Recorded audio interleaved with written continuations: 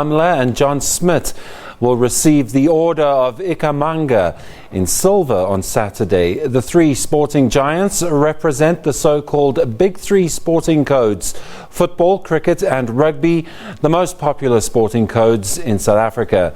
Former President Nelson Mandela said that sport has the power to change the world.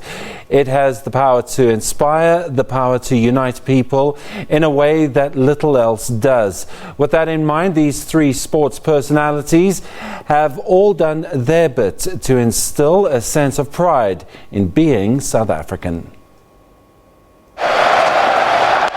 Hashim Amla is one of the finest batsmen South Africa has ever produced. And while he has achieved many firsts in the sporting arena, it's perhaps his story to greatness that inspires the most, and also parallels South Africa's journey since democracy. Well done, young man. I'm kind of reminded of the words of former Deputy Chief Justice Ikhamanga about democracy not being a straight line between two places. It's kind of jagged and irregular. And I think Amla and how he's emerged into the South African team, how he was initially received and how he is received now, to the point of having the Amla army, etc. It kind of speaks to the slippery road that is our democracy. John Smit captained the Springboks to their second World Cup in 2007. Smit was the leader of a side that went on to dominate World Rugby in the next few years. He was also a pivotal part of the Sharks rugby team, going on to become CEO of the Durban side for a while. He's been rewarded for his contribution and leadership in rugby. His leadership has always stood out. You know, he's been one of those guys that's been an inspiration to everybody involved and to all the supporters. So I think it's a great accolade for John.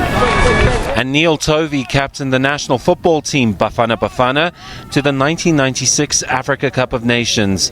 It remains the high water mark in South African football. Tovey remains an integral part of football in the country as a technical director to the South African Football Association. Tovey still credits teamwork as the key to everything that he's achieved. You know, we had a really special bunch, but I must say, a lot of names get mentioned, but it wasn't just the starting 11. It was a whole team. Since he's got to 200. The president will bestow the honours in a ceremony on Saturday. Now, pundits have already tipped log leaders Mamelodi Sundowns to walk away with the ABSA Premiership title this season. However, Sundowns' lead was cut to just 4 points midweek after a 2-2 draw against third-placed Maritzburg United.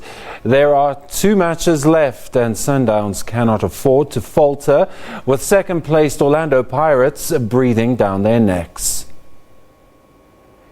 The 2 remaining matches will be like cup finals for Mamelodi Sundowns, but it's not going to be easy, facing 2 teams who also need maximum points for different reasons.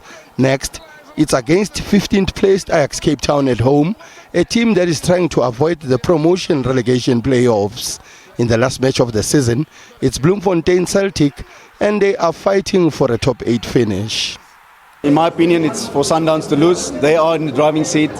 The way obviously they've been playing, it's been quite entertaining. Obviously another big game. Every game will be big till the end of the season.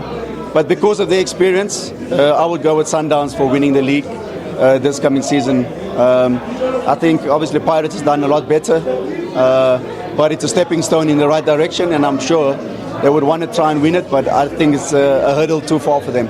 It's been a good race. It's always good that someone gets competition to teams like Sundowns. Sundowns, I feel, have the experience to go and win this, but you never write out the underdog. The underdog, Orlando Pirates, they've done really, really well this season. Played good football, attractive football under the coach as well, and looked more like a unit, you know.